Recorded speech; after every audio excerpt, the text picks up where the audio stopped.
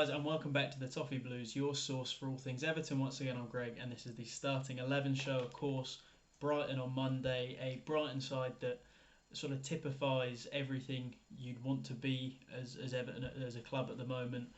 Really smart recruitment, play beautiful football, aren't fazed by the disruption of managers, and seem to have the attitude to pull out results when they need them.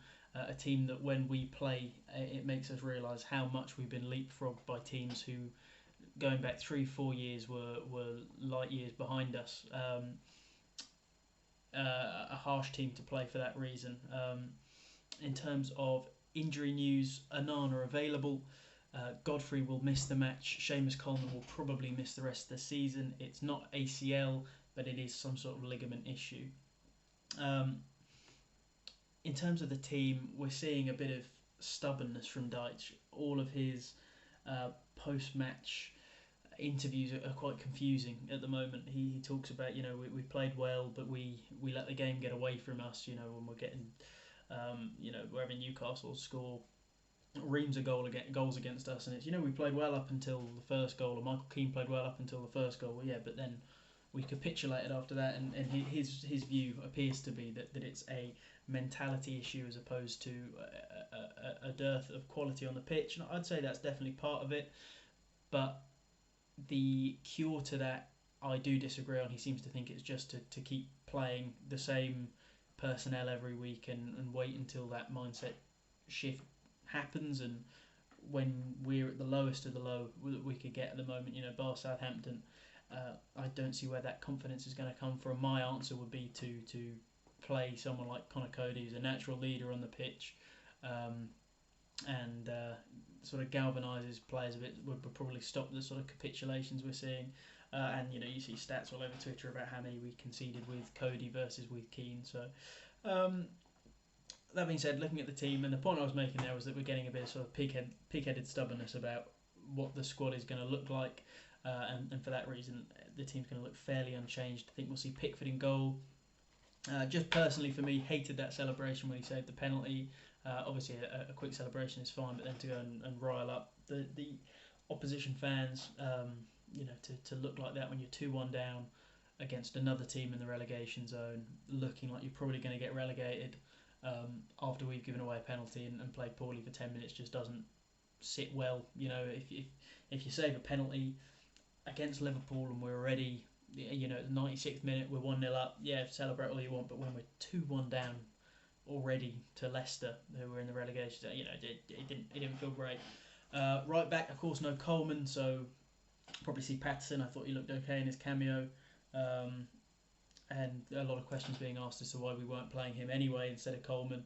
The back two, as I said, I would like to have seen Cody, maybe even Mina in there, but I think we will probably see Michael Keane and James Tarkowski again. God knows why. I know Tarkowski was Burnley's captain, but we seem to be lacking a leader in terms of that back line.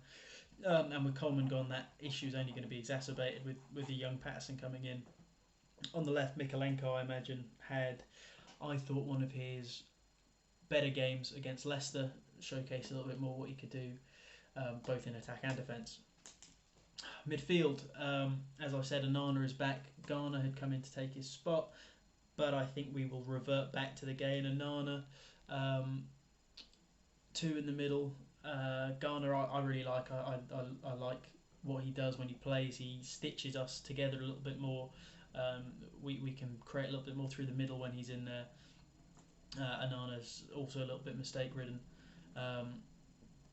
But I think Deitch will revert to type and go with those two. Of course, Doucouré sitting in front, and you see how much more of an attacking threat we pose when he's in the team. Maybe we wouldn't be in this position as dire as we are if he hadn't have got that stupid red card against Spurs. But with him and Doucouré, of course, Calvert-Lewin, of course, in front of him, we do look a better attacking side. I think if we're going to manage to pull any results out until the end of the season, those two are going to be crucial, those two playing every game together in that position.